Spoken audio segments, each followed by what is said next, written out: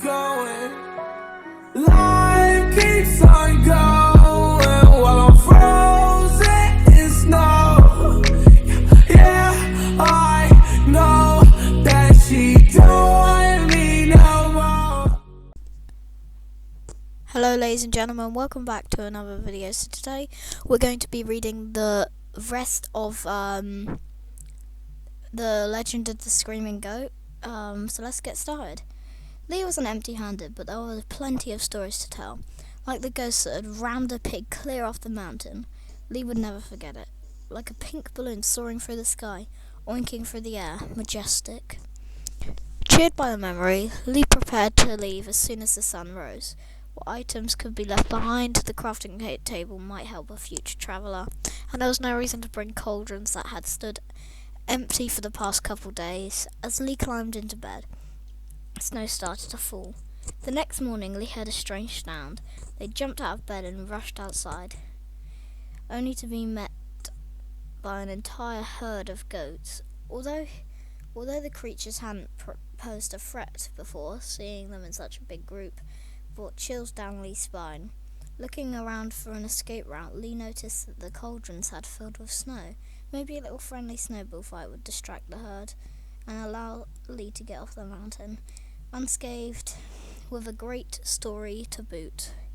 Thinking fast, Lee got their bucket out and filled it with the cauldron's contents.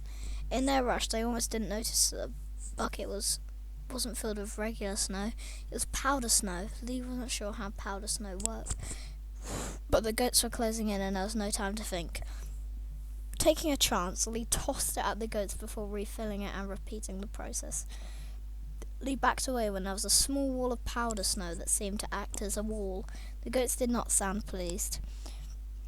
They avoided it, and before long they got bored and started to wander into a different direction. As Lee breathed a sigh of relief, one goat turned and started running back. It ran towards the powder snow wall before Lee could react. The goat leapt into the air and jumped right over to their side. Lee froze. Their eyes locked. Snow started to fall. The goat let out a scream. Lee screamed back. They barely had enough time to register the sound that came from their mouth wasn't their own. Just like the legend had foretold, the goat's scream echoed from Lee as the goat rammed them straight into the powder snow. Lee felt like they were in an icy fog and felt a cold like no other take hold of their body. They could feel the damage as they stood frozen, but finally started to move out of the snow slowly when they heard the goats running away. Lee searched their inventory for something warm, but only found a pair of leather boots. They would have to do. Lee pulled them on and took a step, bracing themselves to sink in the cold once more. But Lee did not sink. This time they remained on top of the powder snow, letting out a joyous scream this time. In their own voice, Lee did a little dance on top of the powder snow. Lee hopped down, filled their bucket with powder snow, and headed back home. The journey seemed to fly by, with Lee rehearsing the story of the screaming goat and the powder snow over and over in their head. That evening, everybody gathered around the fire to welcome Lee back home. They told their tale, but realised that the screaming goat was only part of a bigger picture. As Lee started to describe their journey, the other goats and mobs that they had studied seemed to take centre stage. They had loved watching them through the spyglass, taking notes on their different quirks and routines. In the following months, the family reinvited their leather armour business. Thanks to the powder snow, Lee found himself drawn into a different direction and made time for more adventures.